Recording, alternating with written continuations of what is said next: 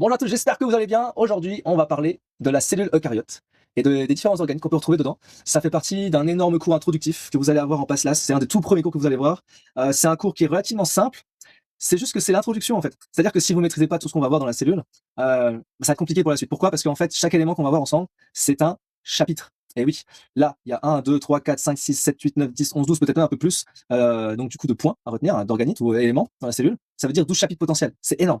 Donc là, l'idée pour vous aujourd'hui, ça va être de savoir définir la cellule et de travailler sur la théorie cellulaire, c'est un truc sur lequel on va un peu travailler, de distinguer tout ce qui est cellules prokaryotes et cellules eucaryotes, d'accord? Extrêmement important de faire la différence dès maintenant.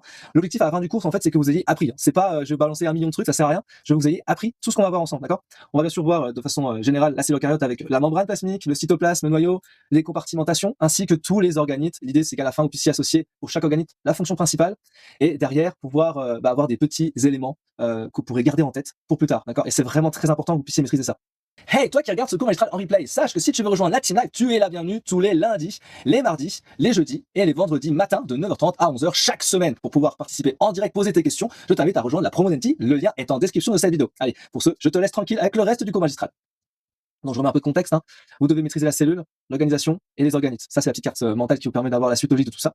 Qu'est-ce que c'est une cellule en fait? Une cellule, c'est l'unité de base, la plus petite unité de base du vivant. Ça, c'est un QCM, piège de QCM très simple. Vous pouvez pas vous faire avoir normalement. En fait, quand on parle d'unité structurelle, c'est la plus petite unité pour laquelle il existe une structure où il y a de l'organisation, il y a une machine pour pouvoir avancer, créer des enzymes, créer de l'énergie, se dupliquer, etc. On verra que notamment la cellule eucaryote, ça se multiplie non pas par scissiparité, comme si on fait une division, mais par mitose.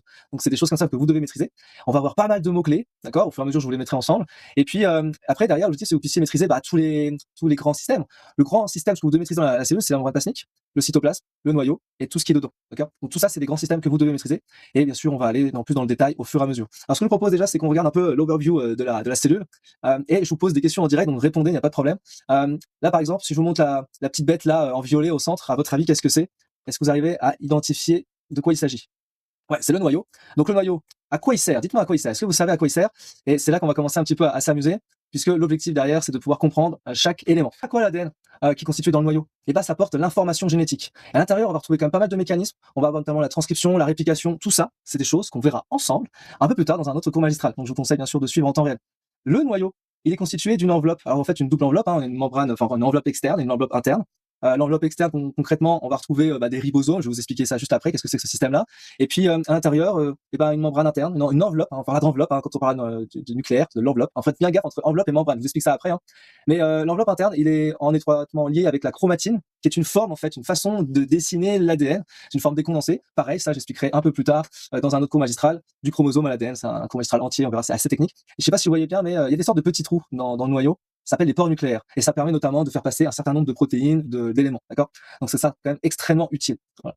Ça c'est le noyau. Et si maintenant on allait un petit peu plus bas, donc là on va aller sur le réticulum. Hein, je pense que c'est ça. À votre avis, c'est le réticulum endoplasmique lisse ou rugueux? Enfin, est-ce que vous arrivez à imaginer ce que ça pourrait être? Voilà. C'est pas forcément le truc le plus évident, mais il y a deux systèmes. Je sais pas si vous les connaissez. C'est intéressant de le savoir. Non, ce n'est pas l'appareil de Golgi. Là, on est en continuité directe. Vous voyez bien la continuité directe avec le noyau. L'appareil de Golgi, c'est le système qui est certainement en rose, on verra ça après. Mais là, on est en continuité directe avec le noyau, ça sera le réticulum endoplasmique, d'accord? Donc c'est vraiment le but du jeu, c'est d'apprendre comme ça. Donc là, on va aller dévoiler un peu tout ça. Là, on a le réticulum endoplasmique rugueux, d'accord? Pourquoi? Parce qu'il porte des ribosomes. Des ribosomes, on verra un petit peu plus tard, ça va être extrêmement utile, notamment pour la synthèse et la migration des protéines, d'accord? Donc on a des ribosomes, donc c'est sous les petits points roses là que je mets en évidence. Et il y en a partout, hein. Il y en a partout au niveau du réticulum. Et il y a deux systèmes, le réticulum endoplasmique lisse, c'est-à-dire celui qui ne possède pas de ribosome, et le rugueux qui en possède. Ça, c'est un piège classique de QCM, vous ne devez pas vous faire avoir. D'accord?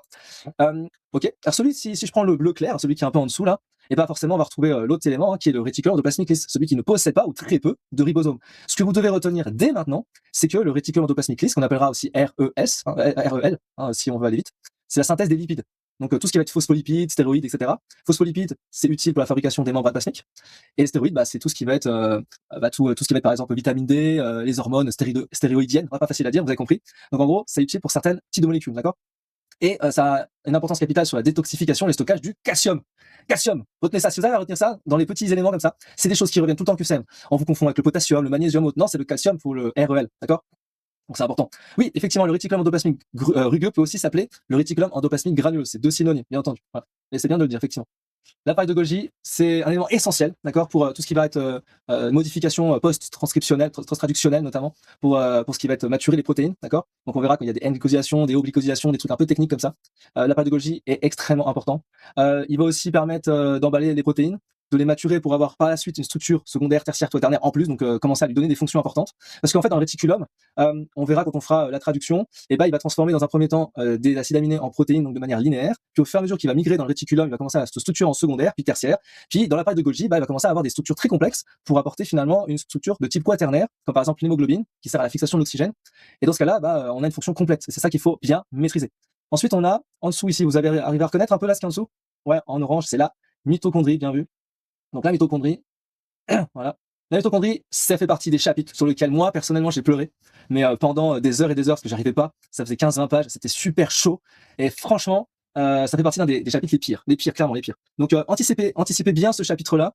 En gros, ne la prenez pas d'un coup, prenez votre temps. Ça va être corrélé avec le cycle de Krebs, tout ce que vous verrez dans la glycolyse, etc., enfin dans les glucides, parce que tout ça c'est lié. Donc la mitochondrie, prenez le temps d'apprendre d'abord la structure, puis ensuite derrière d'apprendre de manière détaillée la respiration cellulaire, fait partie d'un chapitre entier. Donc c'est un des organites les plus difficiles à comprendre. La mitochondrie, il a une particularité. Est-ce que vous pouvez me le dire dans le chat? Est-ce que vous savez quelle est la particularité de la mitochondrie? Possède son propre ADN mitochondrial, d'accord? Donc concrètement, il a un ADN un peu primitif qui possède que à lui, il n'y a que lui qui l'a. Donc ça veut dire que c'est pas un duplicat de l'ADN qu'on peut retrouver dans le noyau. Il a sa propre machinerie, son propre fonctionnement, d'accord? Et son rôle à lui, ça sert à quoi dans la cellule? Il sert à quoi concrètement dans une cellule? Est-ce que vous avez une idée? Parce que on verra, donc il y a énormément de mitochondries dans une cellule, il n'y en a pas qu'un. Ça aussi fait partie des pièges, hein. Il y en a énormément. On peut retrouver des dizaines ou des centaines en fonction du type cellulaire, contrairement à l'appareil de Golgi qui est en un seul exemplaire.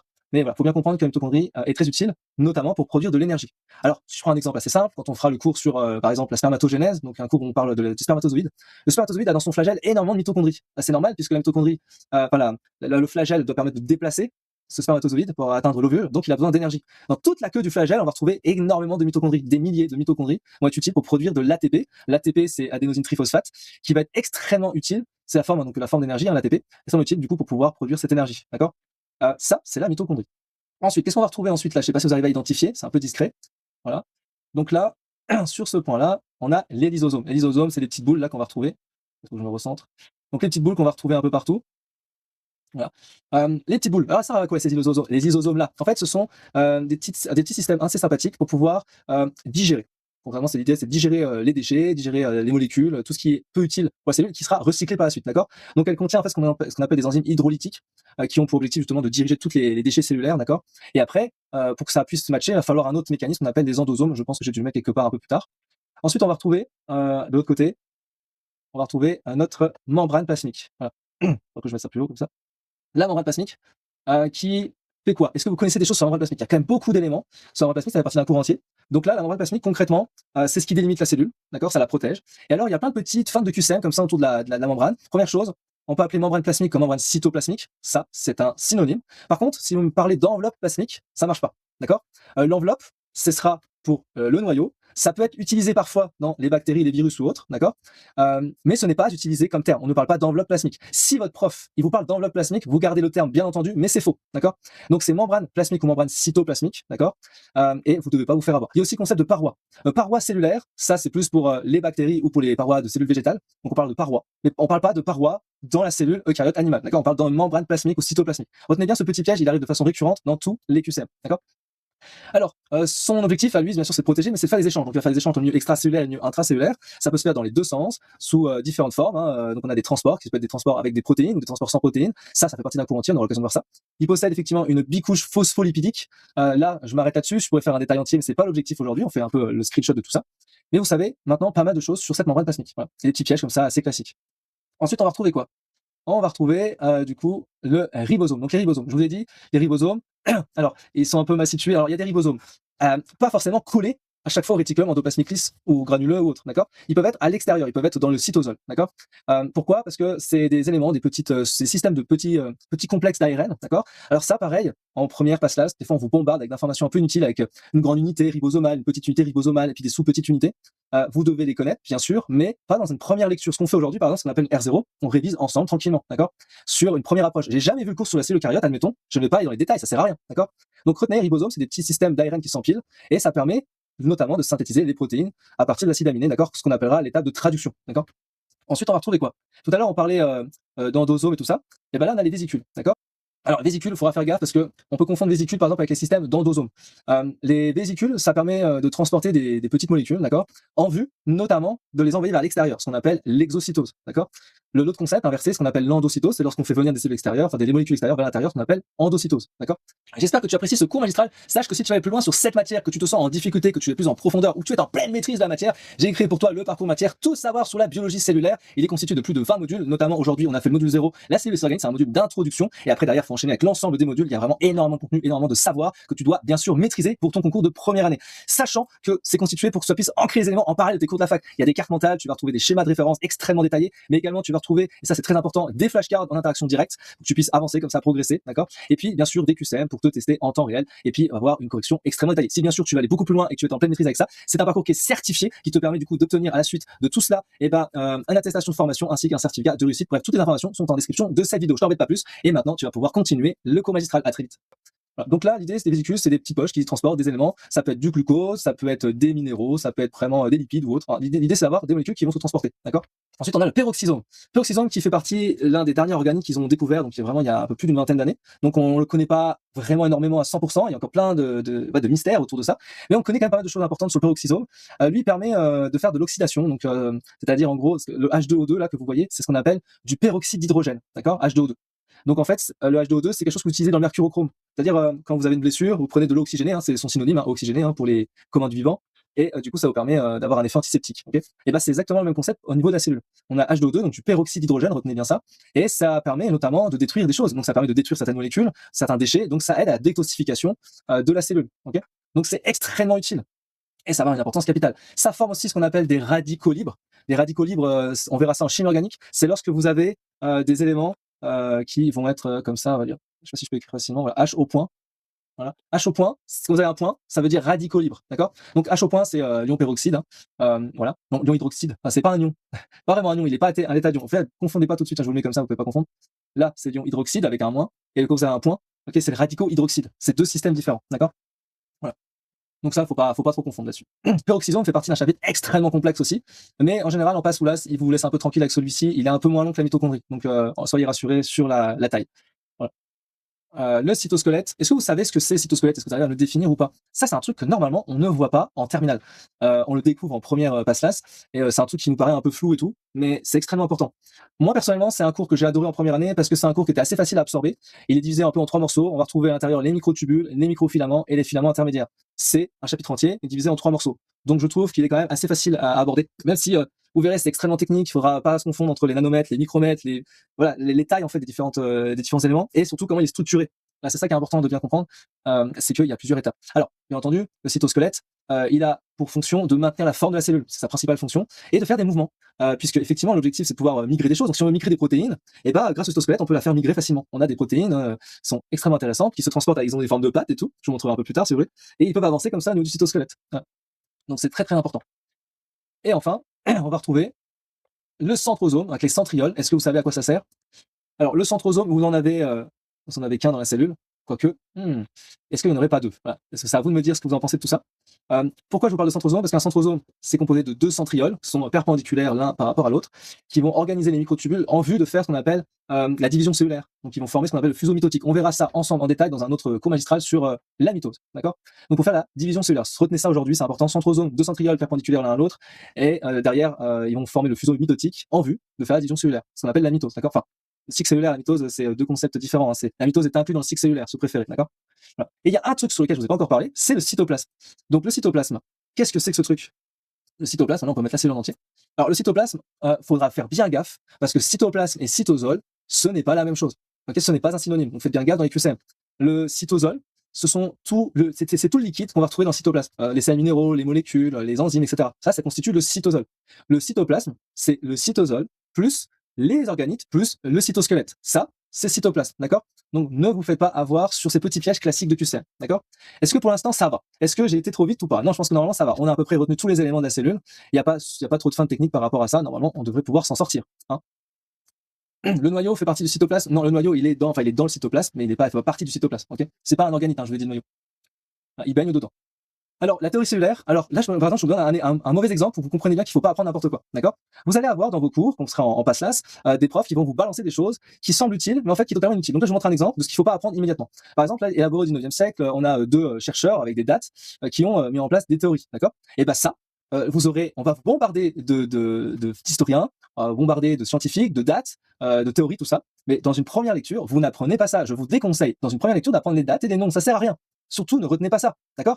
Ça, vous l'apprendrez un petit peu plus tard, une fois que vous êtes à l'aise suffisamment dans le cours pour apprendre le détail. C'est pour ça que volontairement, je vais vous montrer 2-3 trucs là. C'est que c'est pas parce que vous avez un pavé à apprendre que vous devez apprendre ce pavé immédiatement, d'accord? Voilà. Et donc, l'idée, c'est de comprendre la différence entre prokaryotes et eucaryotes. C'est sur lequel on va un petit peu travailler. Alors, pour ce faire, on va aller chercher la cellule qui va bien. Donc là, l'idée, c'est de comprendre la différence entre l'un et l'autre. Alors, vous verrez quand même qu'il y a plein de feintes. Parce que si on vous dit, si vous avez retenu que dans le noyau, il y a l'ADN, on pourrait imaginer que du coup, s'il n'y a pas de noyau dans la cellule prokaryote, il n'y a pas d'ADN. C'est faux. Il y a bien sûr un ADN. L'ADN, il est un petit peu particulier dans la cellule prokaryote, hein, notamment. Alors, la cellule prokaryote, pour retenir ça, retenez bactéries. Hein. Ok, en général, une cellule prokaryote, c'est une bactérie. Hein, okay, et retenez même celui-là. La seule bactérie que vous devez connaître immédiatement, tout de suite, comme ça c'est fait, c'est Escherichia coli. Je vous l'ai mis ici, là. Escherichia coli. J'espère que c'est assez clair, même si c'est un peu flou. Voilà, Escherichia coli, c'est la seule bactérie que je vous conseille de retenir maintenant. Alors, par rapport, justement, à l'ADN de notre prokaryote, c'est un ADN qui est de type circulaire. D'accord? Ce qu'on appelle sous forme d'un plasmide. Un plasmide, c'est un ADN qui est circulaire, qui est rond. D'accord? Et ce plasmide-là, on l'utilise, nous, quand on fait de la thérapie génomique, etc., en biotechnologie, on utilise l'ADN sous forme de plasmide pour l'injecter dans d'autres cellules en vue de modifier des éléments, de capturer des nouvelles fonctions. C'est très utile. Mais là, vous retenez que l'ADN de notre prokaryote, c'est un ADN circulaire plasmide. D'accord? Ok? On va retrouver des éléments qui sont assez similaires, mais il y a quand même énormément de différences. Si je regarde entre la photo de gauche et la photo de droite, clairement, je vois quand même 1 million de différences, d'accord? Et bah, toutes ces différences, vous devez les connaître le plus vite possible, parce que justement, vous aurez énormément de système de comparaison. Déjà, un premier truc tout simple, vous voyez, au niveau de l'échelle, on a 1 micromètre pour les cellules prokaryotes, tandis que c'est 10 micromètres pour la cellule eucaryote. On comprend bien que la cellule eucaryote est quand même plus grande que la cellule prokaryote. C'est déjà une grande différence, d'accord? La cellule prokaryote possède une capsule, donc encore plus forte que la cellule eucaryote, pour se protéger, d'accord? Une capsule un petit peu particulière, avec une paroi cellulaire qui est constituée de peptidoglycanes. À chaque fois, je vous mets des petits mots comme ça rigolos. Moi, je trouve ça rigolo, mais peut-être c'est pas rigolo pour vous à l'instant T. Mais plein de petits mots comme ça, vous devez apprendre. Le peptidoglycane fait partie de la paroi cellulaire des cellules prokaryotes. On en retrouve de façon récurrente. C'est un moyen aussi de pouvoir l'identifier. Hein. Et puis, bien sûr, il y a une membrane plasmique en dessous, du cytoplasme. Et puis, on a un certain nombre de ribosomes, des nucléoïdes. Et puis, on a un système pour pouvoir faire bouger la cellule prokaryote ou la faire migrer ou autre. Ce qu'on a sous forme de pili ou de fimbria, d'accord? Fimbria. Ça, c'est pour l'adhésion cellulaire. Et puis le flagelle pour se déplacer. Un exemple, le Escherichia coli, qui constitue principale ressource de bactéries dans notre intestin, d'accord? Elle est présente dans notre intestin de manière naturelle, hein, ce qu'on appelle une bactérie de type saprophyte, hein, elle reste à l'intérieur. Et ben en fait, ce qu'il faut comprendre, c'est que si elle veut provoquer une cystite, donc le fait qu'elle migre dans l'anus par exemple, dans la vessie, pardon, elle va migrer dans la vessie, et ben elle va devoir adhérer. Donc on a grâce à ces pili ou ces fimbriales, peut adhérer et migrer comme ça. Fait une cystite. Si on n'agit pas, elle pourra faire même une pyélonéphrite un peu plus tard. Ok, c'est beaucoup plus technique. Voilà. Et donc elle a plusieurs systèmes pour se déplacer. Voilà. Alors, on pose la question, c'est quoi la différence entre nucléoïde et nucléotide? C'est une bonne remarque. Nucléotide, fait partie des bases que vous devez retenir pour qui constituent l'ADN. ATCG, on verra ça dans un autre cours magistral. Donc, à pas confondre avec le nucléoïde, où là c'est de l'ADN de type circulaire au niveau de la bactérie, d'accord? C'est un super moyen de se tromper, donc ça fait partie des erreurs. Donc retenez bien cette histoire de nucléoïde et nucléotide. Bonne remarque. Voilà. Et puis, on remarque, je sais pas si vous remarquez trop, mais il n'y a pas d'organites dans la cellule prokaryote. On n'a pas l'impression qu'il y a des organites dedans. Il y a quand même un petit peu d'organites. Et pour que ça puisse quand même bouger, il y a quand même un petit peu de mitochondrie. C'est pas systématique, mais il y en a souvent, d'accord? Et c'est important de bien le retenir. Voilà. Donc si on essaye un petit peu de décortiquer tout ça, on va essayer de voir un peu les grandes différences. Alors, la cellule prokaryote, c'est une cellule qui est du type unicellulaire, c'est-à-dire qu'elle agit toute seule, elle va pas s'unir avec d'autres, donc elle est toute seule. Contrairement à la cellule eucaryote, qui est une cellule qui va s'orienter avec d'autres, qui va collaborer avec d'autres cellules pour former un système qu'on appelle un organisme pluricellulaire, donc ça forme les animaux, les plantes, les champignons, etc. Donc elle a besoin de collaborer. Je l'ai dit, hein, la cellule prokaryote a une taille entre 0,1 à 5 micromètres, tandis que notre cellule eucaryote fait entre 10 et 100 microns, d'accord? Elle peut même faire plus, hein. Mais vous voyez que c'est extrêmement large. Par exemple, l'ovocyte, il fait largement 100 micros, donc 100 micromètres, donc il est visible à l'œil nu, ok? Donc on peut voir une cellule à l'œil nu, notamment les ovocytes, d'accord? Il n'y a pas de noyau dans la prokaryote, l'ADN est libre, sous forme en général de plasmide, alors que notre eucaryote, il a un noyau délimité par une enveloppe nucléaire, il est protégé, surprotégé, quoi. On a aussi un type, alors on n'a pas d'organites membranaires, d'accord? On a quand même quelques mitochondries dans la bactérie, il faut faire gaffe à ça, hein, ces petits pièges de QC classiques, alors que dans notre cellule eucaryote, on en a mais énormément d'organites, mitochondries, réticulum, Golgi, lysosomes, ce qu'on a vu tout à l'heure, on a énormément de choses, d'accord? Au niveau de la division, elle se fait par scissiparité, donc c'est une fission d'un coup, en gros la bactérie se fissionne et elle fait une deuxième bactérie. Nous on n'a pas ce système-là, ce serait vachement pratique, on pourrait aller plus vite, hein. Mais nous on a un système de division par mitose, donc mitose pour diviser la cellule en deux, et la méiose c'est pour la reproduction sexuée, pareil, on verra ça dans un cours magistral sur la fécondation, d'accord? Donc, voilà après les grandes différences que vous devez maîtriser le plus vite possible par rapport à ça. J'ai fait aussi un petit tableau de comparaison si vous voulez avoir les éléments. Pour ceux qui sont dans la promo Denti, vous allez pouvoir récupérer directement les images, toutes les informations sous forme d'un petit guide, d'accord? Donc, je vous invite bien sûr à rejoindre la promo Denti, lien en description si c'est pas fait. Alors, on fait un petit rappel rapide. Donc, taille, petite taille prokaryote, grande taille eucaryote, toujours unicellulaire, l'autre c'est pluricellulaire, absence de noyau, présente un noyau. Il est circulaire, l'autre il est linéaire. Il n'y a pas d'organite ou quasiment pas. Il y a présence d'organite. On a un ribosome que vous devez maîtriser, c'est 70S pour la partie prokaryote. Et il y en a plein d'autres pour la partie eucaryote. La paroi cellulaire et la peptidoglycane. Et la paroi cellulaire dans les cellules eucaryotes, on ne parlera pas pour les cellules animales. Ça, je l'ai précisé. Et uniquement pour les plantes ou les champignons. Là, on a une paroi cellulaire, ok, avec la cellulose ou de la chitine. Voilà. Petite division au fur et à mesure, j'ai enlevé des mots-clés. La division se fait par sessiparité et par les cellules eucaryotes, c'est mitose. Voilà. Est-ce que déjà vous avez retenu pas mal d'éléments, pas mal de choses par rapport à ça? Ok. Donc on a quand même pas mal avancé sur la théorie cellulaire, notamment entre prokaryotes et eucaryotes. Donc là, l'idée, c'était de vous expliquer que ça peut se faire soit à partir d'une seule cellule, soit à partir de plusieurs cellules, d'accord? Donc ça, c'est vraiment l'objectif. Et vous devez comprendre les ordres de grandeur. On parle de molécules, puis d'organites, puis de cellules, puis de tissus, puis d'organes, puis de systèmes, puis d'organismes. C'est comme ça à peu près que vous devez avoir les notions en tête. Je vous ai mis un exemple de repère là. Une protéine, par exemple, c'est quelques nanomètres. Donc c'est extrêmement petit. Un ribosome, c'est fait 20 entre 30 nanomètres. Une bactérie, c'est entre 1 à 5 micromètres. Une cellule humaine, c'est entre 100 et 30 micromètres. Un ovocyte, c'est 100 à 120 micromètres, c'est visible à l'œil nu, d'accord? Et donc, toutes ces dimensions-là, mais vous allez vous faire défoncer dans les QCM à chaque fois, systématiquement. Vous avez ces questions-là qui est posées à l'examen, d'accord? Donc, vous ne faites pas avoir. Alors, si je vais un petit peu plus loin, là, juste pour vous expliquer 2-3 éléments. Bien sûr, je vous déconseille d'apprendre ça par cœur, j'ai mis niveau externe exprès, mais l'idée, c'est de comprendre 2-3 éléments. Les bactéries, c'est cellules prokaryotes. Les archées, qu'est-ce que c'est que ces trucs-là? C'est des cellules un peu primitives, des cellules eucaryotes, et on a les cellules eucaryotes, d'accord? Alors, bactéries et archées sont des cellules prokaryotes morphologiquement, mais les archées sont en réalité génétiquement et biochimiquement plus proches des eucaryotes. Donc ça veut dire que dans la théorie cellulaire, vous allez avoir un enchaînement d'éléments qui fait qu'on migre en fait de cellules prokaryotes vers une cellule eucaryote, d'accord? Donc ce qu'il faut comprendre, c'est que ça c'est ce qu'on appelle la dichotomie, je l'ai expliqué là. La dichotomie, c'est-à-dire qu'en gros, au fur et à mesure de l'hérédité dans les cellules, et ça s'est divisé en deux morceaux, en deux systèmes bien distincts. Voilà. Il y a un petit cas un peu atypique qui sont les virus, ils sont acellulaires. En gros, c'est des systèmes qui sont pas liés, ils n'ont pas de métabolisme autonome, ni de division. Il ne possède ni ribosome, ni machinerie énergétique propre. Et pour qu'il puisse survivre, le virus, il doit en fait infecter une cellule eucaryote, notamment, puisque l'objectif, c'est d'utiliser la machinerie de la cellule eucaryote pour se reproduire. C'est une particularité spécifique des virus, d'accord? Donc un virus, c'est pas une cellule, si on pose une question autour de ça. Voilà. Est-ce que déjà, ça va, vous avez un peu mieux compris les éléments par rapport à ça? Alors, maintenant, ce que je vous propose, c'est qu'on parle un petit peu de compartimentation entre une cellule animale et une cellule végétale, d'accord? Faire un peu la différence entre les deux. Alors, strictement, ils ont la même chose en termes d'organites, en termes de structure de base. Ils ont bien un noyau, il y a bien un réticulum endoplasmique lisse, granuleux, l'appareil de Golgi, la mitochondrie, les peroxysomes, tout ça. C'est quelque chose qui est commun à une cellule animale et une cellule végétale. Mais malgré tout, il y a quand même des différences, notamment dans la cellule végétale, on va retrouver des trucs qu'on n'a pas trop envie d'apprendre quand on ne fait pas pharmacien, par exemple. Mais on a des parois qu'on appelle des parois cellulosiques, d'accord? Donc, quand vous avez des mots comme ça, paniquez pas. C'est normal qu'il y ait des mots qui peuvent apparaître. Donc, c'est un peu flou, je suis désolé. La paroi cellulosique, qui est en fait la paroi cellulaire des cellules végétales, c'est une enveloppe qui est rigide, qui est à l'extérieur d'un membrane plasmique, qui bien sûr permet de faire de la protection, permet de donner une forme et de faire une résistance mécanique. Pourquoi? Parce que les cellules végétales, c'est un système qui est pluricellulaire, mais surtout qui crée une structure solide, d'accord? Et en fait, ils créent une paroi cellulosique, donc cellulosique, cellulose, okay, qui vont permettre en fait d'intégrer, on va dire, à l'intérieur les cellules eucaryotes. Voilà. Et ça va comme ça faire des systèmes très complexes. C'est pour ça que les plantes sont très intéressantes à apprendre et à utiliser en pharma, tout ça, pour la suite. Voilà en termes de grandes différences. Et par contre, on a une grande vacuole centrale dans les cellules végétales qui est remplie de sucs cellulaires qui assure le stockage notamment de l'eau, des ions, des pigments, des déchets, etc. Pourquoi? Parce qu'une cellule végétale a besoin d'énormément d'eau, énormément d'éléments pour pouvoir avancer, faire de la machinerie. Et du coup, c'est extrêmement utile, tu le dis, justement, c'est extrêmement utile pour la photosynthèse grâce aux chloroplastes qu'on va trouver ici, là. Les chloroplastes qui est donc spécifique aux cellules végétales. On n'a pas de chloroplastes chez nous, sinon il faudrait faire de la photosynthèse, ce serait génial. Du coup, les chloroplastes, alors, quand vous avez le mot plaste, des mots comme ça avec plaste, c'est comme une sorte de petite cellule dans une cellule. C'est comme un petit système à l'intérieur d'un système. Donc, c'est extrêmement complexe la photosynthèse. C'est pas un cours primordial en passe-las, mais un jour je le ferai en botanique parce que c'est super intéressant quand même. Ça contient un pigment qui s'appelle la chlorophylle. C'est pour ça d'ailleurs que les cellules végétales sont vertes, d'accord? Voilà.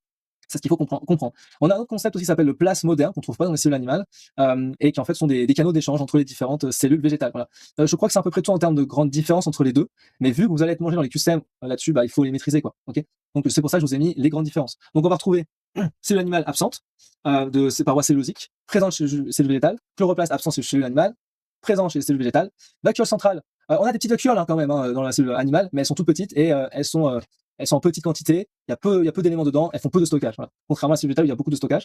Le centrosome, il est présent. Ah, il n'y a pas de centrosome chez les cellules végétales, effectivement. C'est pas le même système de diffusion, même si c'est quand même la mitose. Ça se différencie différemment. Mais ça, c'est un cours spécifique en botanique, je ne vais pas m'attarder là-dessus. Les lysosomes sont extrêmement nombreux dans la cellule animale, tandis qu'il y en a de moins en moins dans les cellules végétales. Voilà. Et c'est remplacé souvent par les vacuoles qui vont eux-mêmes faire le système de recyclage. Tout à l'heure, j'ai oublié d'évoquer, mais on parle aussi de système endosome. Donc en fait, les lysosomes permettent de faire. Les lysosomes, c'est très acide, hein. Donc ça va permettre, avec un pH très faible, de pouvoir digérer les éléments. Et en fait, il va former avec l'endosome un système endolysosomal, d'accord, qui va permettre justement de faire le tri de tout ça et de recycler ce qui est utile par la suite. Ça peut être utilisé pour l'ADN, ça peut être utilisé pour faire des protéines, pour les selles ou autres, dans la cellule. Donc tout est gardé. La réserve principale, c'est du glycogène ou des lipides dans la cellule animale, tandis que c'est de l'amidon dans la cellule végétale. L'amidon, on verra ça dans un cours spécifique sur le glucose. Vous allez galérer de ouf, mais c'est pas grave, je suis là pour vous aider. L'amidon, c'est extrêmement intéressant, mais très difficile à apprendre. Pour les cellules eucaryotes, c'est très variable en termes de forme, tandis que chez les cellules végétales, elles ont vraiment une forme un peu de type, je sais pas moi, je dirais hexagonale. Et ça dépend du type de cellules végétales aussi, mais bien souvent, ça a cette forme-là, quoi. C'est vraiment une forme un peu carrée avec des petits coins comme ça sur les côtés. Donc c'est assez joli. Ça fait de beaux motifs, voilà, par rapport à ça. Ouais. Ça fait quand même beaucoup d'infos, hein, déjà, hein. Je sais pas ce que vous avez pas, je sais pas si vous avez pas encore mal au crâne. C'est vrai que ça fait quand même pas mal d'informations. En 1 heure, vous voyez, quand on élargit quand même pas mal de choses, on apprend quand même pas mal d'éléments. L'idée, c'est que vous puissiez comprendre vraiment l'intérêt de tout ça, d'accord? Alors, je vous parle un petit peu de trafic, de trafic intracellulaire. Comment ça marche, à quoi ça sert? L'idée, c'est quoi? C'est de pouvoir en fait passer du noyau. Le noyau, il a de l'ADN. Dans l'ADN, il y a des gènes. Les gènes, ça code spécifiquement pour une protéine. Une fois qu'il y a la phase de transcription, la phase de traduction qui va permettre de synthétiser les protéines, vous inquiétez pas, la partie protéines, tout ça, on l'aborde dans un autre cours magistral très prochainement, d'accord? La synthèse de protéines se fait dans le réticulum endoplasmique granuleux, puis lisse. Il va dans l'appareil de Golgi, il faut maturer, trier. Et à partir de ce moment-là, une fois qu'elle a sa fonction, elle peut être transportée dans une vésicule et être orientée vers l'extérieur de la membrane plasmique. Exemple, l'hémoglobine. L'hémoglobine, après, va se trouver dans le milieu extracellulaire et bim, on est bon là-dessus. Ok, voilà comment agit tout ça. Donc c'est important d'avoir un certain nombre d'éléments. Je crois que j'ai à peu près tout dit de ce que je voulais dire aujourd'hui par rapport à ça. Et ce que je vous propose maintenant, c'est qu'on fasse un petit peu de QCM, hein. Je pense que ce serait un peu l'intérêt, voir qu'est-ce que vous avez retenu. D'accord? Alors, vous allez me dire en temps réel, hein, mais l'idée c'est qu'on agisse tous ensemble. Alors, faire quelques QCM, c'est vous qui me donnez les réponses, et puis on va affiner ensemble. Je veux absolument qu'à l'issue de cette heure, vous ayez compris l'élément central qui est la cellule eucaryote et tout ce que vous devez maîtriser tout de suite avant d'aller dans les détails. D'accord? Concernant la théorie cellulaire, il faut cocher là où les bonnes réponses, enfin les propositions exactes, quoi. Est-ce que tout vivant est constitué d'une ou plusieurs cellules? Est-ce que la cellule est une unité de structure et de fonction? Est-ce que toute cellule provient d'une cellule préexistante? Est-ce que les virus sont des cellules? Est-ce qu'une cellule apparaît spontanément à partir de matière inerte? Voilà. Dites-moi rapidement ce que vous en pensez, et puis on va corriger. Alors, on propose de mettre la A, la B, la C, ok? La A, la B, la C. Ok, alors on va mettre la A, la B, la C. Est-ce qu'on a bon? Ouais, bravo. Vous voyez que vous avez quand même pas mal maîtrisé la chose et on va regarder un petit peu dans le détail. Comme ça, je vous donne quelques pistes de pièges de QCM classiques, d'accord? Donc, tout vivant est constitué d'une ou plusieurs cellules, ça c'est vrai. C'est l'unité de base du vivant, d'accord? Et ça peut être uni ou pluricellulaire. Est-ce que la cellule est une unité de structure et de fonction? Bien sûr. C'est là où j'ai mis quelques éléments importants. Structure égale organisation, fonction égale métabolisme, échange, croissance, division, d'accord? On peut bien gaffe à ça. Toute cellule provient d'une cellule préexistante. C'est vrai que ça paraît compliqué de pas pouvoir avoir la cellule de base. Il faut qu'il y ait eu une apparition dès le départ. Donc en fait, ça exclut l'idée d'une apparition spontanée des cellules dans un organisme, d'accord? Voilà, ça se crée forcément par division à partir d'une cellule mère. Les virus sont des cellules, je vous ai dit que non, hein, elles ne possèdent pas d'organisation cellulaire. Il n'y a pas de métabolisme autonome, il y a besoin de contaminer notre cellule pour utiliser la machinerie, donc non. Et une cellule apparaît spontanément à partir d'une matière inerte, non. Ça contredit justement directement la théorie cellulaire moderne. En fait, ça provient d'une cellule préexistante. Okay, voilà. Ce qu'il faut retenir, c'est ça. Pour l'instant, vous avez juste, c'est très bien. Concernant les prokaryotes, il n'y a pas de noyau individualisé. Leur ADN est situé dans un nucléoïde. Ils possèdent des mitochondries, ils possèdent des ribosomes 70S, ils sont toujours pluricellulaires. Juste pour votre information, il s'agit de QCM d'application, c'est-à-dire à faire après avoir révisé une première fois. Donc on n'est pas encore dans les QCM de niveau moyen, niveau difficile, ni QCM d'anal. On est juste là dans l'objectif de savoir si vous avez retenu quelques éléments, d'accord? Vous proposez quoi? ABCD? ABC? ABC, d'accord. Vous êtes sûr, hein? Ah, il y en a qui essaient de me dire mettre le dé. Ouais, mets le dé. Allez, hop, mets le dé. Hop. Là, il y a un petit bug là. Il y a un truc. Alors, on va le voir ensemble, hein. Qu'est-ce qui va pas? Alors, ils n'ont pas de noyau individualisé, ça c'est effectivement vrai. Alors, faut bien faire gaffe aux négations, d'accord? Dans l'item, dans l'intitulé, c'est écrit cocher les propositions exactes. Donc, la négation, elle est affirmative. Donc, il n'y a pas de noyau, c'est vrai, il n'y a pas de noyau individualisé dans la prokaryote. Donc, ça c'est vrai. S'il y a des erreurs dans le QCM, je le ferai en direct, hein. Leur ADN est situé dans un nucléoïde.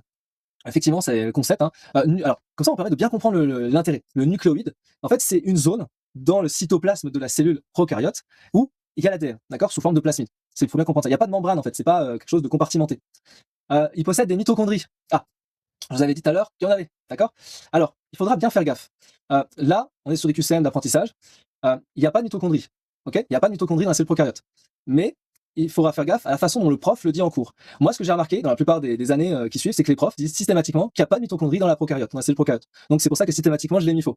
Maintenant, faites bien gaffe à certains profs qui mettront que dans certains types de prokaryotes, il y a des mitochondries. Et dans ce cas-là, vous mettrez ça comme vrai. C'est pour ça que là, volontairement, comme j'explique dans tout ce que je fais, j'essaye d'être le plus général possible, que ça soit compatible pour toutes les facs. Donc c'est pour ça que là, spécifiquement, je l'ai volontairement mis là, alors que moi je sais très pertinemment que c'est un peu faux.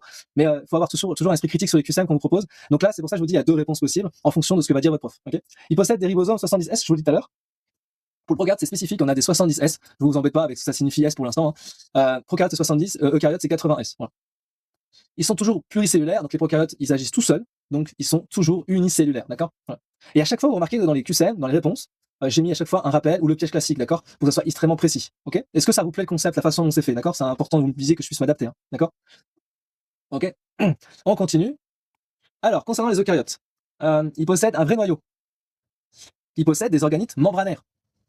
Les animaux, les végétaux, les champignons sont des eucaryotes. Ils n'ont pas de ribosome. Ils n'ont pas de membrane plasmique. À votre avis, quelles sont les réponses vraies? Donc on propose A, B, C. Ça vous convient? Ouais, allez, je valide. Bien joué, bien joué. Très bien. Alors c'est assez facile, normalement on se trompe pas trop, hein, celui-ci. Donc effectivement, il y a bien un vrai noyau, d'accord? Alors quand je mets vrai noyau, vous verrez que, on parlera un petit peu plus tard dans d'autres cours, il y a aussi le concept de faux noyau. Donc c'est pour ça qu'il faut vraiment distinguer, à chaque fois qu'il y a des mots comme ça, il faut les retenir, ça fait partie des erreurs classiques. Donc là, on parle de vrai noyau, d'accord? Donc un vrai noyau délimité par une enveloppe nucléaire, d'accord? Voilà. Ensuite, d'ailleurs, eucaryote, la racine latine veut dire vrai noyau, ok? C'est un truc comme ça qu'il faut retenir. Il possède des organites membranaires. Oui, on l'a vu, hein, des organites membranaires, donc la mitochondrie, réticule endoplasmique, appareil de Golgi, lysosomes sont des exemples d'organites eucaryotes, d'accord? Euh, le concept d'organites membranaires, vous faites pas avoir non plus. Si par exemple c'était écrit, il possède des organites, je sais pas moi, cytoplasmiques, ok? Oui, les organites sont dans le cytoplasme, mais en fait ils sont en relation directe avec la membrane. C'est pour ça qu'on parle d'organites membranaires, ok? Donc faites bien gaffe à ça. Animaux, végétaux, champignons sont des eucaryotes, effectivement, ça fait partie des grands groupes. Tout ça, c'est partie des cellules eucaryotes. On retrouve aussi les protistes, d'accord? Voilà. Je vous embête pas avec ça pour l'instant. Ils n'ont jamais de ribosome. On l'a vu, hein, que c'est tout à fait faux, puisque il y a énormément de ribosomes, c'est vraiment constitué à 80%, il y a que ça, quoi. Par contre, ribosome, c'est différent d'un organite membranaire. Oui, c'est pas un organite, hein, le ribosome, ok, mais c'est indispensable à la synthèse des protéines. Vous voyez, à chaque fois que je rajoute une petite brique de QCM, on commence à comprendre des choses. Ah, mais en fait, je pensais tout à l'heure que le ribosome est un organite, admettons, je pense que vous avez peut-être pensé ça, peut-être d'ailleurs. Vous me dites dans le chat, hein, les ribosomes, ce n'est pas un organite, par exemple. Vous voyez, c'est un système, d'accord? Et il n'y a pas de membrane plasmique. Bah, c'est faux, il y a une membrane plasmique, hein, une bicouche phospholipidique, donc ça, c'est faux. Ok, on commence à avancer, hein, on progresse, hein. Concernant les virus, ils sont acellulaires, ils ont un métabolisme autonome complet, ils se divisent seuls par mitose, ils dépendent d'une cellule hôte, ils possèdent des organites membranaires. Qu'est-ce qu'on dit à ça? Ok, on propose A et D. Ok. Alors, est-ce que c'est ça? Bien joué, bravo. Alors, effectivement, les virus sont acellulaires, c'est-à-dire qu'il n'y a pas de système de machinerie, voilà, c'est tout important, il n'y a pas de compartimentation, quoi. Donc j'ai dû le mettre ici, hein. Voilà, ça veut dire que c'est pas une cellule. Ensuite, ils ont un métabolisme autonome complet, c'est faux, ils ont besoin d'aller contaminer notre cellule, je l'ai déjà dit plusieurs fois. Donc, il va pouvoir se multiplier en utilisant la machinerie de la cellule eucaryote. En fait, vous verrez quand je ferai un cours sur la virologie, eh ben, c'est extrêmement intéressant. Le virus, il va venir à travers la membrane cytoplasmique, ensuite, il va aller bombarder le noyau, il va utiliser la machinerie de l'ADN. C'est trop stylé, la virologie. Je vous ferai ça un peu plus tard. Il se divise seul par mitose. Non. La mitose, c'est vraiment pour les cellules eucaryotes, d'accord? C'est pas le même mécanisme pour un virus, d'accord? Il se multiplie d'une autre manière. Il va créer en fait des enzymes dans la cellule eucaryote et à partir de ça, il va se reconstituer. Okay, c'est un autre système de division. Il dépend d'une cellule hôte. Oui, la cellule eucaryote notamment, il a besoin d'utiliser pour se reproduire. C'est pour faire ce qu'on appelle des particules virales, d'accord? Et il possède des organites membranaires. Alors faux, il n'y a pas d'organites, hein, puisqu'il n'y a pas, il y a rien du tout en fait. Hein, voilà. Donc le piège en fait, c'est de penser qu'une enveloppe virale, eh ben, c'est constitué d'organites. Enfin voilà, j'ai mis un petit piège pour vraiment faire attention à ça. Pour l'instant, vous êtes plutôt bon, je trouve. Hein.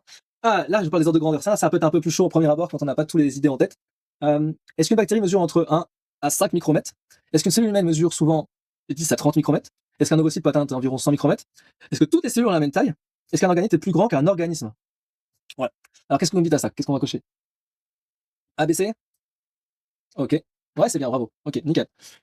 Donc, effectivement, la bactérie, c'est entre 1 à 5 micromètres, d'accord? Il peut bien sûr avoir des exceptions. Hein. L'idée, c'est vraiment d'avoir une fourchette commune. Une cellule humaine mesure entre 10 et 30, oui, on l'a vu ensemble. Bien sûr, il y a des exceptions à chaque fois, je vous le dis, hein, mais quand c'est écrit mesure souvent, 10 à 30, c'est bon. Par contre, si c'était mesure tous entre 10 à 30, c'est faux. Ok, voilà, c'est quand il y a les superlatifs, toujours, plus, etc., ou jamais. Dans ce cas-là, faites bien gaffe à ça, d'accord? Un ovocyte peut atteindre environ 100 micromètres, donc c'est entre 100 et 120 micromètres, donc ça c'est vrai, d'accord. En fait, le problème c'est que l'ovocyte il a des stades, donc en fait il va grossir en fonction de son stade. On verra ça un peu plus tard. Mais effectivement, l'ovocyte il a à peu près 100 micromètres. C'est une belle ordre de grandeur et il est visible à l'œil nu, très pratique. Je sais pas si vous avez remarqué, mais aujourd'hui j'ai mis mon super pins microscope parce qu'on va regarder on a regardé en détail la cellule au microscope, quoi, comme si je l'étais au microscope. Ok. Toutes les cellules ont la même taille. Donc ça, effectivement, vous avez compris, c'était faux, d'accord. Ça dépend du type cellulaire et de la fonction qu'il va faire. Un organite est plus grand qu'un organisme, ça c'est bien entendu faux, hein, l'organisme c'est beaucoup plus grand qu'un organite, d'accord. Et je vous ai remis un rappel, molécule supérieure à l'organique qui est supérieure à la cellule, qui est supérieure au tissu, et ensuite supérieure à l'organe qui est supérieur à l'organisme, voilà, dans l'ordre logique. Ok. Très bien, on continue.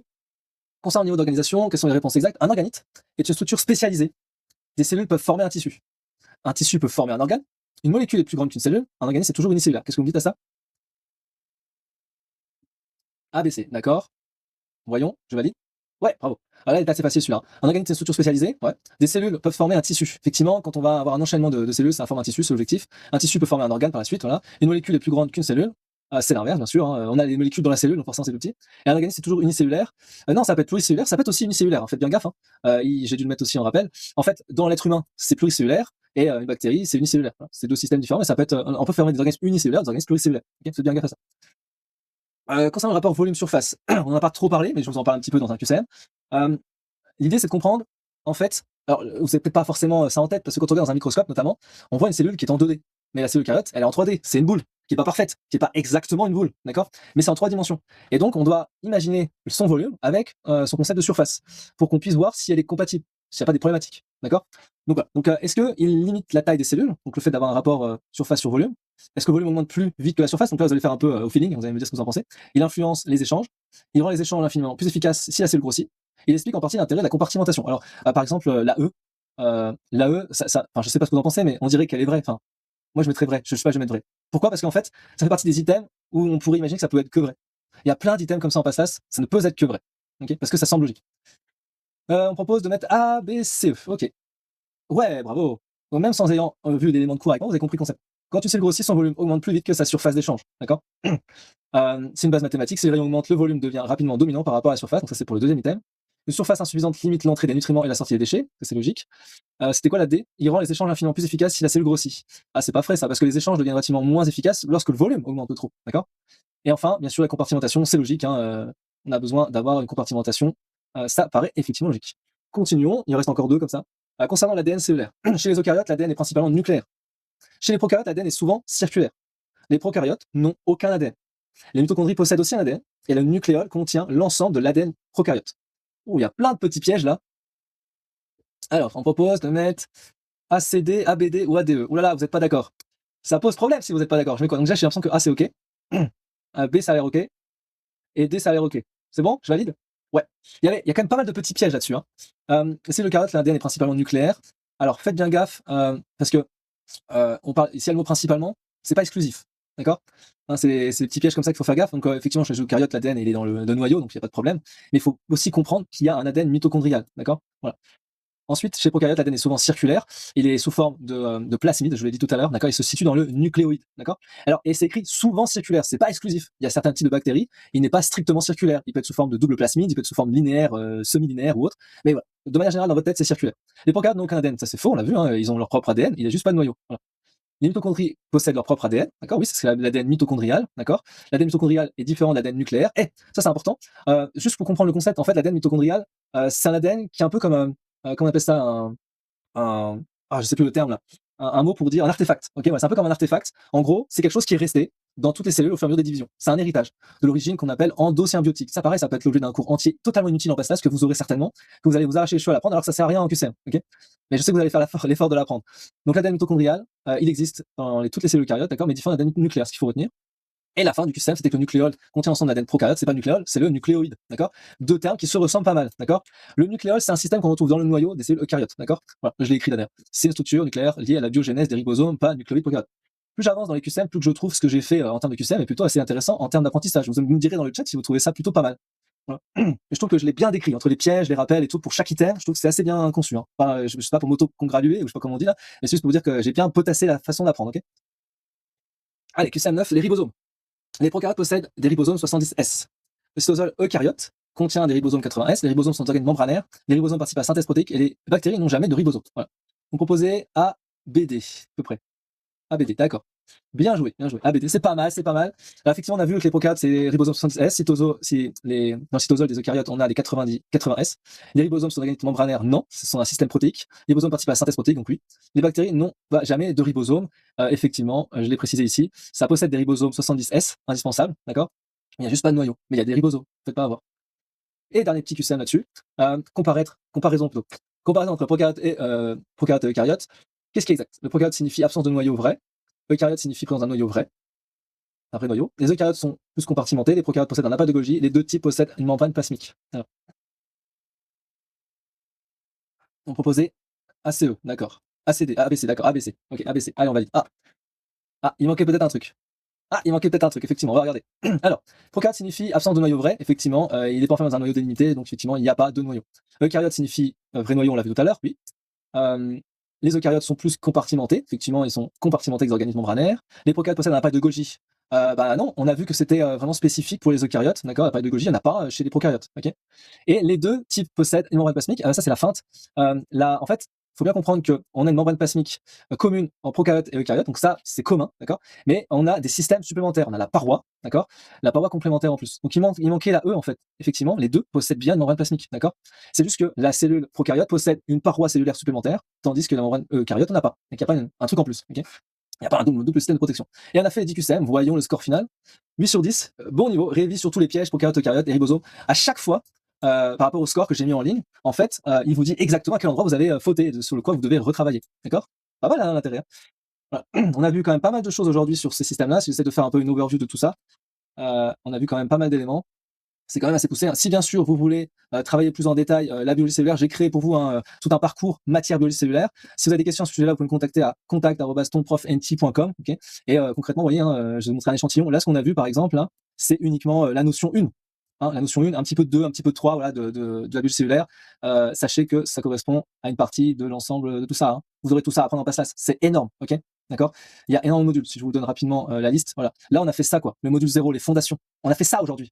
Ok? Est-ce que vous trouvez ça chaud? Dites-le moi juste dans le chat. Est-ce que déjà, vous avez, à l'issue de cette heure, c'est l'objectif, appris en fait des choses et surtout, vous repartez normalement avec des choses en tête. Ok, c'est l'objectif. Ok, pour chaque court magistrat, c'est comme ça. Et donc une fois que vous avez ça en tête, vous allez pouvoir attaquer les autres. Hein. La membrane plasmique en détail, le cytosquelette en détail, le noyau, le ribosome, le réticulum endoplasmique, l'appareil de Golgi, le lysosome, l'endosome, la mitochondrie, le peroxysome. Puis dans un autre cours magistral, on verra ensemble la mitose avec le cycle cellulaire et puis le reste au fur et à mesure des séances. Vous voyez comme quoi c'est quand même assez poussé. Okay, c'est pour ça que je vous conseille vivement de potasser étape par étape. Donc d'abord avoir un énorme schéma général bilan sur la cellule. C'est pour ça que je vous l'ai proposé ici. Hein. On a un premier schéma bilan. Une fois que vous avez ce schéma bilan en tête, vous pouvez ensuite aller dans les détails. Et moi, par exemple, pour chacun des modules, j'ai créé un schéma bilan pour chaque sous-organite. Okay, chaque petit élément, il y a un schéma bilan. D'accord? Et c'est comme ça qu'on apprend, étape par étape. Ne grillez pas les étapes, s'il vous plaît. Okay, c'est très important. Voilà. Si vous avez bien sûr des questions, je vous invite à m'envoyer un maximum de questions, que ce soit en commentaire de la vidéo, que ce soit par mail à l'adresse que je vous ai donnée. Et nous, on se retrouve pour un prochain cours magistral. Voilà. À très vite. Ciao, ciao, ciao, ciao, ciao.